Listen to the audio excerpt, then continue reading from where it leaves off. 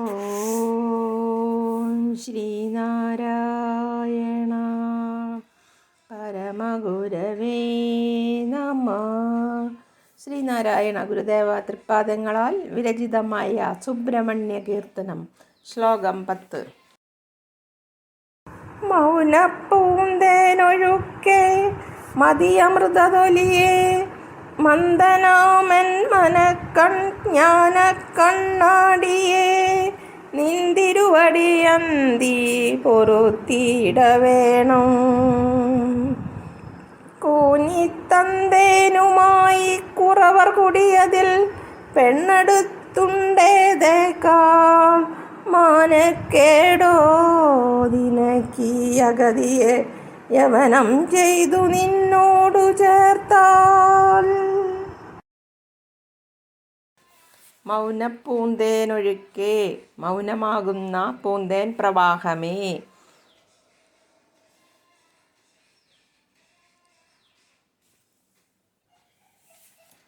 മതിയമൃതൊലിയേ, മതിയിലെ അതായത് ബുദ്ധിയിലെ അമൃതത്തിൻ്റെ പ്രവാഹമേ. മതിക്കു ചന്ദ്രൻ എന്ന അർത്ഥമുണ്ട്. മന്ദനാമൻ ജ്ഞാനക്കണ്ണാടിയേ, ബുദ്ധിഹീനനായ എൻ്റെ മനസ്സാകുന്ന കണ്ണിനെ അറിവാകുന്ന കണ്ണാടിയായിട്ടുള്ളവനെ, ഈശ്വരനെ ജ്ഞാനക്കണ്ണാടിയായി കൽപ്പിച്ചിരിക്കുന്നു. നിന്തിരുവടി അങ്ങ്, അടിയൻ തീ അടിയൻ്റെ സന്താപം, പൊറുത്തിയിടവേണം ശമിപ്പിക്കണം.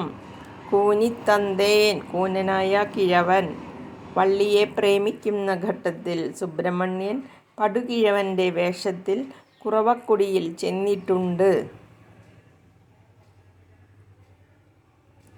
കുറവർ കുടിയതിൽ കുറവന്മാരുടെ കുടിലിൽ പെണ്ണെടുത്തുണ്ടതേക്കാൾ, വള്ളിയെ വിവാഹം കഴിച്ച് അവളെ ഭാര്യയാക്കി അവിടെ താമസിച്ചതിനേക്കാൾ അവനം ചെയ്ത് രക്ഷിച്ച് നിന്നോട് ചേർത്താൽ. സാലോക്യ സാമീപ്യ സാരൂപ്യ സായുജ്യങ്ങളിൽ നാലാമത്തേതാണ് ചേർക്കുക എന്നുകൊണ്ട് ഉദ്ദേശിക്കുന്നത്. മൗനമാകുന്ന മധുവിൻ്റെ പ്രവാഹമേ, മതിയുടെ അമൃതത്തിൻ്റെ ഒഴുക്കായിട്ടുള്ളവനെ, മന്ദനായ എൻ്റെ മനസ്സാകുന്ന കണ്ണിനെ ജ്ഞാനമാകുന്ന കണ്ണാടിയായവനെ, അങ്ങ് അടിയൻ്റെ സന്താപാഗ്നി ശമിപ്പിക്കണം. ഒരു കൂനനായ കിഴവൻ്റെ വേഷത്തിൽ കുറവക്കുടിലിൽ പോയി അവിടെ നിന്നും പെണ്ണുകെട്ടി ഊണുകഴിച്ച് താമസിച്ചതിനേക്കാൾ മാനക്കേടാകുമോ നിനക്ക് ഈ അഗതിയെ രക്ഷിച്ച് നിന്നോട് ചേർക്കുന്നത്? ഈശ്വരനെ മാധുര്യസാരമായി വിവരിക്കുന്നത് ഭക്തന്മാരുടെ പ്രത്യേകിച്ചും ആൾവാരന്മാരുടെ നായനാരന്മാരുടെയും സവിശേഷതയാണ്. ഓം ശാന്തി ശാന്തി ശാന്തി.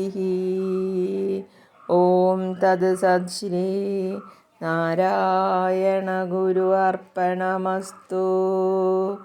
ഓം